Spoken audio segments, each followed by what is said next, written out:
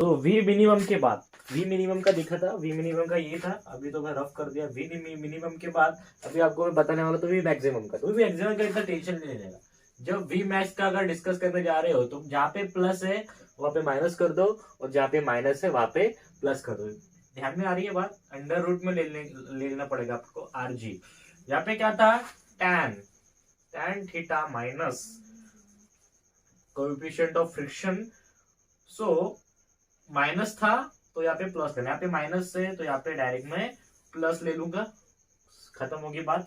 और यहाँ पे प्लस है तो 1 minus mu S tan theta, बस दैट्स इट। ये इतना ही वेरिएशन है। तो उसका अलग से अगर डेरिवेशन बनाओ ये हो वो सब मतलब ये शॉर्टकट ही पता चल जाएगा। बस क्वेश्चन के अंदर जब भी आप न्यूमेरिकल सॉल्व करोगे उसके अंदर पता देख लेना कि v मैक्सिमम पूछ रहा है वेलोसिटी की v मिनिमम पूछ रहा है। अगर v मिनिमम वेलोसिटी पूछ रहा है तो यहाँ पे ऊपर माइनस आएगा, नीचे प्लस आएगा, बाकी सब एज इट इज रहेगा। और अगर v मैक्स पूछ रहा है उसके अंदर तो बाकी सब वैसे ही रहेगा, और ऊपर क्या आएगा? प्लस आएगा, नीचे आएगा माइनस। वो इतना ही वेरिएशन उसके अंदर वहां पे दिखाई देगा। आई होप इसमें तो कुछ है नहीं इतना। अभी अभी नेक्स्ट टॉपिक की तरफ मूव करते हैं। अभी ये पूरा का पूरा लेक्चर ही है, पूरा का लेक्चर यहाँ पे मैं कट करके यूट्यूब पे डाल रहा हूँ। तो अभी जो नेक्स्ट कॉन्सेप्ट है आपके पास वो है कोनिकल पेंडुलम वाला। कौन सा कॉन्सेप्ट है? Conical pendulum. कोनिकल पेंडुलम, बराबर है। कोनिकल पेंडुलम इसका मतलब क्या? एक पर्टिकुलर पेंडुलम, उसको एक बॉब रहेगा, उसको एक स्ट्रिंग से बांध दिया जाएगा, एक स्ट्रिंग का पर्टिकुलर लेंथ रहेगा, ये सब चीजें उसको एक रिजिड सरफेस के ऊपर बांध दिया जाएगा। उसके अंदर का जो टेंशन है, स्ट्रिंग के अंदर का टेंशन हो गया, उसके अंदर सेंट्रीफ्यूगल फोर्स अप्लाई होने वाला है, ये सब चीजें। बॉल आ गया उसके अंदर, स्ट्रिंग आ गई, उसको एक रिजिड सरफेस के ऊपर बांध दिया। पूरा जो कंस्ट्रक्शन है वहां पे स्टेप बाय स्टेप ड्रॉ करने के बाद उसके अंदर क्या क्या सब्सिक्वेंस उसके अंदर आते हैं वे अभी यहाँ पे पढ़ेंगे। तो सबसे पहली बात पेंडुलम है तो रिजिड सरफेस लेना पड़ेगा। तो रिजिड सरफेस को ऐसा लोड करते हैं, रिजिड सरफेस लेने के बाद एक्सेस निकाल लिया, और ये पेंडुलम का पर्टिकुलर स्ट्रिंग है जहाँ पे मैंने एक बॉब बांधा हुआ है। बॉब मतलब particular cubical, sorry not cubical, एक स्क्वायर जैसा होता है, उसको बोलते हैं बॉब। बॉब को बांध दिया, समझ में आ गया स्ट्रक्चर। सबसे बढ़िया स्ट्रक्चर है, एक पर्टिकुलर बॉब को यहाँ पे मैंने बांध दिया। ये स्ट्रिंग है मेरा, बराबर, ये स्ट्रिंग है, ये मेरा बॉब है, ठीक है। ये सब चीजें उसके अंदर आने वाली। अभी मैं देखता हूं यहाँ पे एक पर्टिकुलर एंगल यहाँ पे देखे रखा है, पर्टिकुलर एंगल पे वो घूम रहा है। समझ में आ रही है? कौन कौन बना रहा है? कौन बना रहा है मतलब एक पर्टिकुलर एक कौन बनाएगा ऐसा। चीजें समझ में आने दो, बहुत इंपॉर्टेंट चीजें। कौन बनाएगा? समझ में आ रही है बात?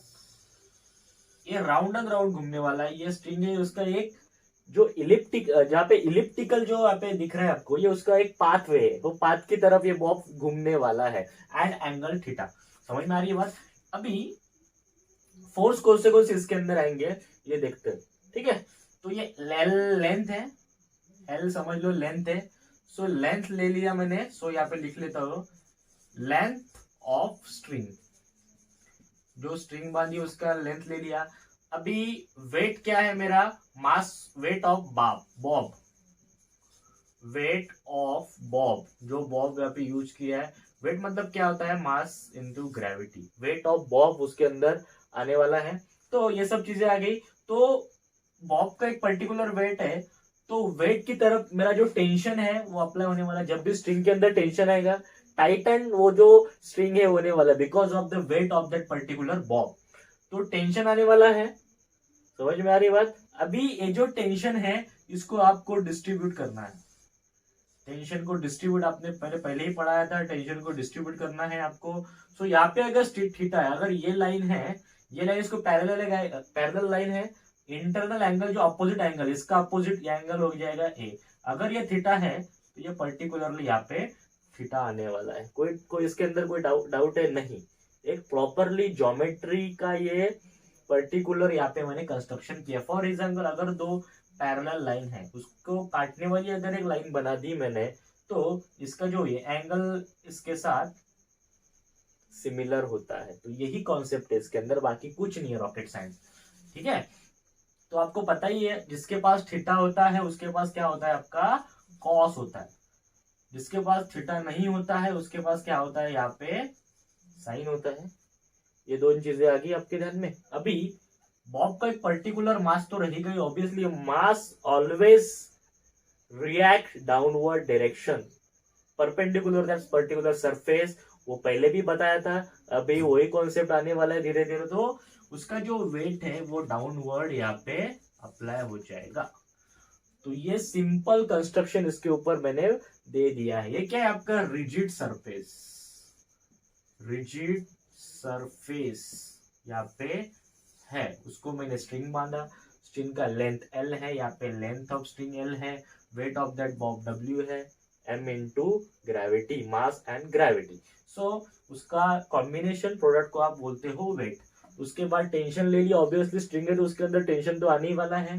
तो अभी मैकेनिकल फोर्सेस दिखाने के बाद एक सबसे इंपॉर्टेंट फोर्स इसके अंदर अप्लाई होने वाला है, तो वो है सेंट्रीफ्यूगल फोर्स। सेंट्रीफ्यूगल फोर्स मतलब जो बॉडी है, जो बॉब है, अगर रस्सी टूट जाएगी बाय एनी एक्सीडेंटली, तो जो बॉब है वो सेंटर की तरफ मूव नहीं होगा, सेंटर के बाहर के डायरेक्शन में मूव होगा। तो उसको बोलोगे आप सेंट्रीफ्यूगल फोर्स, नॉट ना के सेंट्रीपिटल फोर्स। ये सब चीजें आगे इसके अंदर। अभी वही बैलेंसिंग करना है, left hand side force is equal to right hand side force, उसके बाद upward force is equal to downward force. तो अपवर्ड फोर्स ये दिख रहा है मुझे, वर्ड जाता हुआ, और ये नीचे जाता हुआ, मतलब ऐसा बोल सकते हो टी कॉस थीटा ने वेट को बैलेंस कर दिया है। ऊपर जा रहा है, टेंशन ऑफ द स्ट्रिंग है टी कॉस थीटा ने mg को यहाँ पे बैलेंस कर दिया है। तो मेरा ये हो गया इक्वेशन नंबर 1। अभी सेकंड लेते हैं। अभी टी साइन थीटा ने यहाँ पे मेरा जो सेंट्रीफ्यूगल फोर्स है M R omega square, omega मतलब ओमेगा मतलब क्या होता है, सर्कुलर वेलोसिटी। पर्टिकुलर का जो लीनियर वेलोसिटी होता है उसको v डिनोट करते हैं, वो जो राउंड में एक थीटा एंगल के अंदर घूमेगा तो उसको angular, not circular, angular velocity उसको बोलोगे, एंगुलर वेलोसिटी। तो ये दो इक्वेशन मुझे यहाँ पे मिल गए।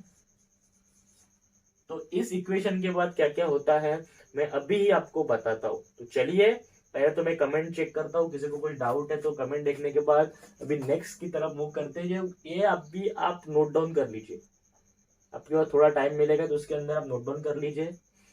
समझ में आ रही बात? अभी नेक्स्ट में क्या होता है मैं अभी आपको बताता हूँ, ठीक है। इक्वेशन नंबर 1 है, इक्वेशन नंबर 2 है। अभी इक्वेशन नंबर 2 को 1 से डिवाइड करेंगे। So equation number 2 divide by equation number 1। सबसे सिंपल चीज है, इसके अंदर कोई करने की जरूरत है क्या? कुछ नहीं। तो इक्वेशन नंबर 2 क्या आपके पास टी है, टी साइन थीटा है मेरे पास, divide by left hand side को डिवाइड कर लेते पहले, टी कॉस थीटा हो जाएगा। उसके बाद इक्वेशन नंबर 2 में राइट हैंड साइड में क्या है, M R omega square, angular velocity square divide by M G. बार बार मैं समझा रहा हूं कि ओमेगा मतलब एंगुलर वेलोसिटी है, तो आपके दिमाग में वो बात घुस जानी चाहिए बिना किसी कंफ्यूजन के।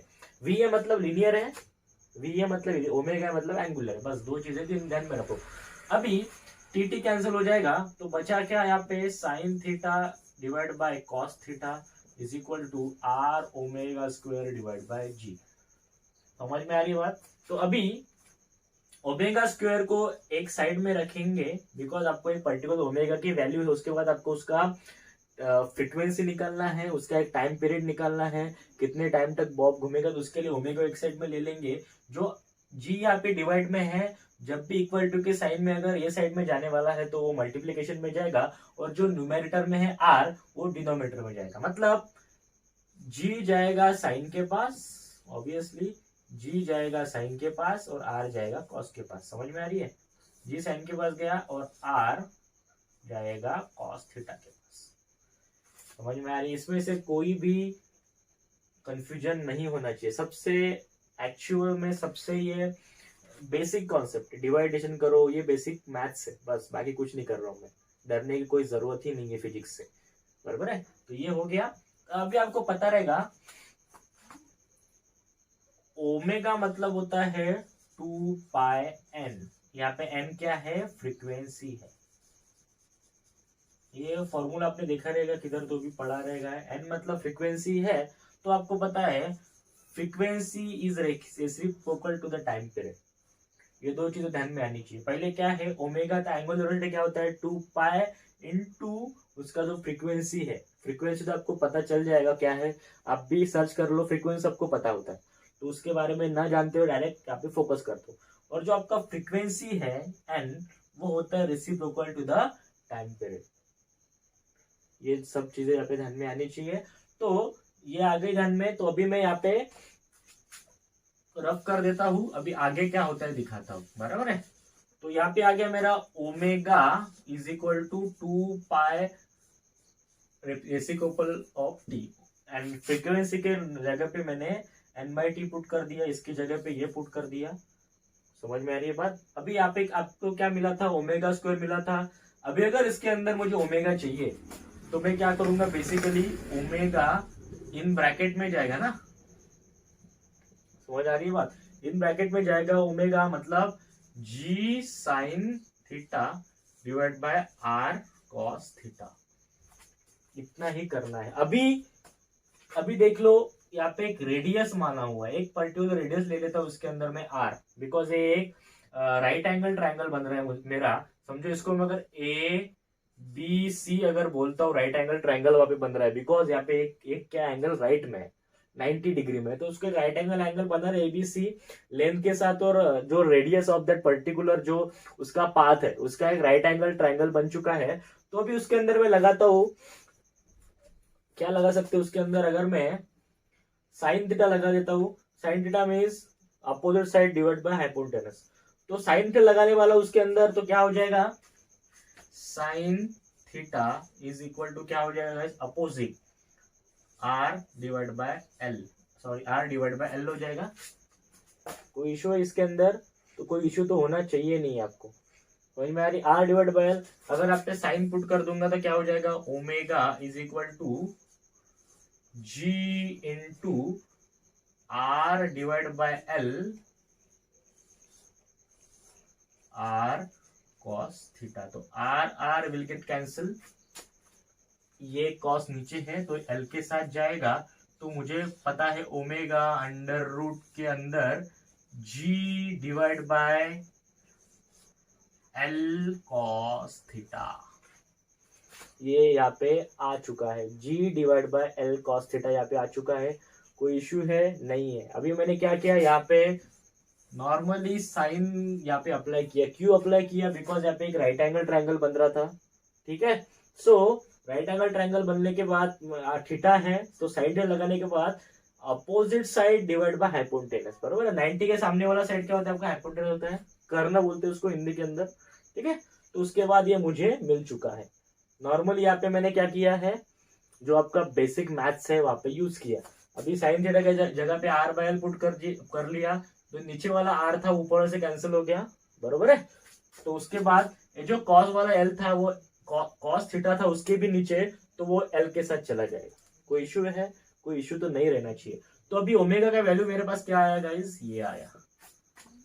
समझ में आ रही है बात। वीडियो को रिवाइंड कर करके देखो, इतना डीप में नहीं बताने वाला हूँ, बिकॉज ये तो नॉर्मली आपको 12th में गए हो, आपको तो आना ही चाहिए, 10th की बातें है।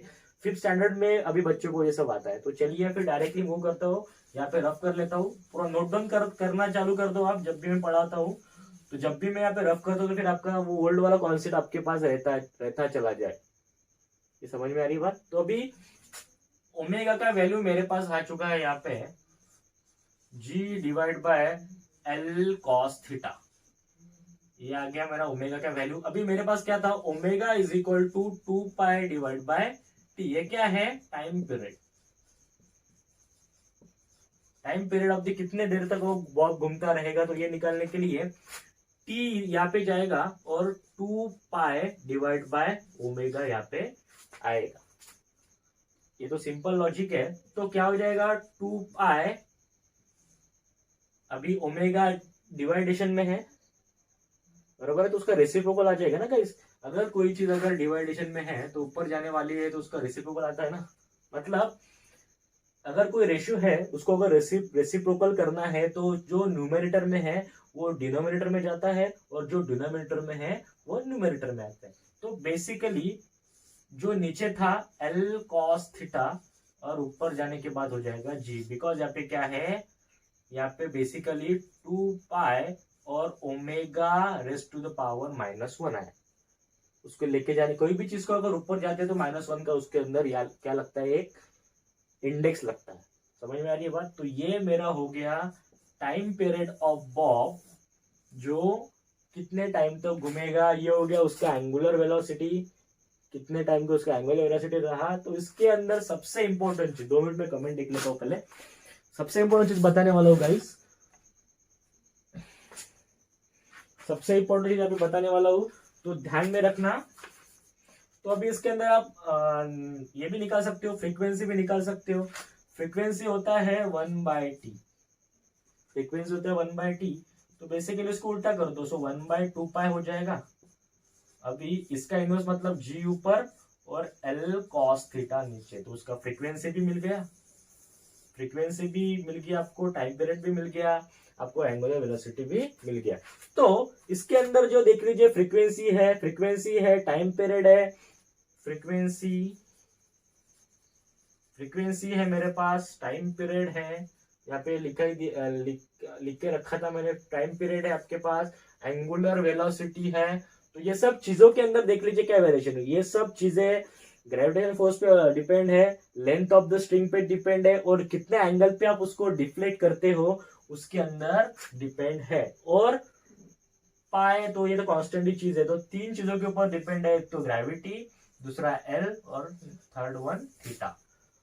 उसके अंदर मास भी, इसके अंदर कोई भी टेक पार्ट नहीं करता है, मास इसके अंदर नहीं आएगा। तो ये सब छोटी छोटी चीजें, इसके ऊपर भी कॉम्पिटेटिव एग्जाम के अंदर भी क्वेश्चन पूछते हैं, नीट के अंदर भी पूछते हैं, और जो टेक्निकल क्वेश्चन है वो इसके अंदर आपको पूछ सकते हैं थोड़ी कॉम्प्लिकेशन डालने के बाद। तो आई होप आपको ये सब चीजें समझ में आई रहेगी। तो कमेंट में बहुत अच्छा रिस्पॉन्स आ रहा है, थैंक यू सो मच जी। एल कॉस थीटा करेक्ट है, 1/2 पाई, सब चीजें यहाँ पे करेक्ट चल रही है। तो आपको इसके अंदर एक ही ध्यान में रखना है, जो आपका फ्रीक्वेंसी होता है वो रेसिप्रोकल होता है टाइम पीरियड के, और ओमेगा होता है, फ्रीक्वेंसी होता है रेसिप्रोकल के टाइम पीरियड में, और ओमेगा होता है आपका 2 पाई इंटू फ्रीक्वेंसी, मतलब ये वाला। तो ये 2 चीजें इसके अंदर ध्यान में रखने लायक है, जो आपको एग्जाम के अंदर पूछते हैं। तो आई होप ये समझ में आया रहेगा। इसके अंदर कोई रॉकेट साइंस तो था नहीं। अभी उसका सिंपल हार्मोनिक मोशन जो है नेक्स्ट चैप्टर में आप पढ़ेंगे ही, तो उसके लिए डोंट वरी, अभी नेक्स्ट में लूंगा। जो आपका जो है नेक्स्ट जो टॉपिक है उसके ऊपर भी वीडियो चालू रहेगा। ये पूरा लेक्चर था, फर्स्ट चैप्टर यहाँ पे चालू है, उसके ऊपर पूरा का पूरा लेक्चर यहाँ पे कंप्लीट हो चुका है।